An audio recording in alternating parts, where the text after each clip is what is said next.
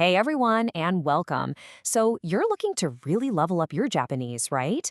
Well, you are in exactly the right place. Today, we are tackling one of the most crucial tools in the entire language. Seriously, this is a total game changer for your speaking skills. Let's get right into it. Okay, so let me ask you this. Just think about your days so far. How many times have you said something like, I did this and then I did that? I got up and made coffee, or I'll finish this report and then head out. We do this all the time. But in Japanese, you can't just pop an and in between verbs. It just doesn't work that way. So what do you do? How do you solve that little puzzle? Well, what you need is a special tool. Think of it like a grammatical superpower. It's this one little thing that lets you chain all your actions together, nice and smooth. And once you've got it, trust me, a whole new world of expression just opens right up. It's a huge deal. And that superpower is called the T form, or in Japanese, te ke. Now, this form can do a bunch of different things, but its main job, and what we're going to focus on today, is to act like a kind of grammatical glue. It sticks one verb to the next, showing you did one thing and then the other. Simple as that. And here's the best part. We're going to start with the easy stuff. I mean, a really easy win. The first group of verbs we're looking at are called ru-verbs, and they are so simple to change. This is going to be your first victory, and it's going to feel great. I'm not kidding. It's literally just 2 steps. That's all. You just take the verb, chop off the final ru sound at the end, and then you just stick a te on there. Yep, that's the whole rule. So simple. Okay, let's look at a classic example. The verb to eat, which is taberu, taberu. So following our rule, what do? We drop the ru and add te. And bam, you get tabete, tabete. See? So easy, right? Clean, simple. And now let's see it in a real sentence. 私は朝ごはんを食べて学校へ行きます. See how that word tabete is working? It connects eating breakfast with going to school. I eat breakfast and then go to school. That right there, that's the magic of the te form. All right, you're doing great, so let's tackle the next group. These are called u-verbs. And before you get worried, I want you to think about this differently. This is not about memorizing hundreds of words. No way. This is about spotting patterns. It's more like a puzzle, which is actually kind of fun. And you know what? The whole puzzle only has 5 pieces. That's it. Just 5 little sound patterns you need to learn. Once you get these 5 down, you'll be able to handle almost every u-verb out there. It takes this huge, scary category and makes it totally doable. Okay, so this chart right here, this is your treasure map. This is everything you need. You might want to pause and just take a look for a second. The key is simple. Look at the last sound of the verb, and that tells you exactly what the new ending will be. It's not random, There's a reason for it. Over hundreds of years, some sounds just naturally change to become easier to say.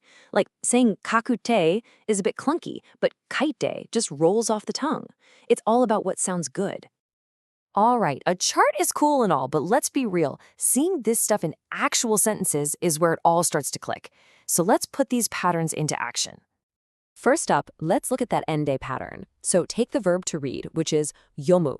Yomu. Okay, look at the last sound. It's mu, right? So our chart tells us it changes to ende, yonde. So the sentence, hon wo yonde nemashita, means I read a book and then I went to sleep. See? It links them perfectly. Okay, how about the te pattern? The verb to write is kaku, kaku. It ends with that ku sound. So what does it become? Yep, kaite, kaite. 手紙を書いて送りました. I wrote a letter and then I sent it. Again, you're just telling a little story by connecting the dots. And let's do one more for the u-verbs. How about to meet? Au, au. That u ending tells us it falls into the te group, so it becomes 会って. 友達に会って話しました. I met a friend and then we talked. You're starting to see it, right? You just spot the sound, apply the pattern, and it all just clicks into place. So let's take a breath. We've done the super easy ru-verbs. We've cracked the code on the u-verb patterns. So what's left? You might be thinking, oh no, here come the exceptions. But honestly, this is the best part. This is where you can just relax. Because there are only 2. Yep, you heard me. Just 2 common irregular verbs you have to worry about for the te form. Not a list of 20, not 100, 2. It makes this final step feel so easy. And here they are, the famous 2. The verb to do, suru, becomes shite.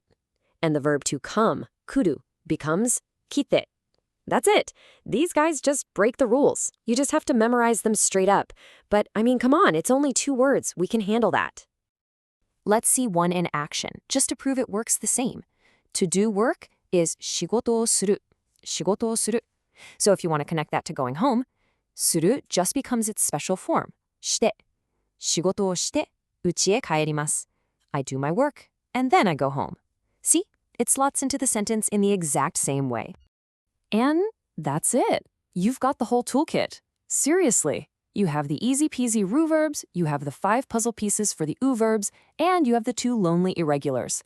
That is everything you need to start connecting actions and telling more complex stories in Japanese. You've basically learned the whole system. Okay, but learning something is one thing, using it is another. So it's your turn. Time for a little challenge. How would you say I take a shower and go to bed? Your verbs are to take a shower, which is shower o abiru, and to go to bed, neru, neru. Think about the rules we just went over. How would you link those 2 together with the te form? Go on, give it a shot. When you can build that sentence yourself, you'll know you've really got this down.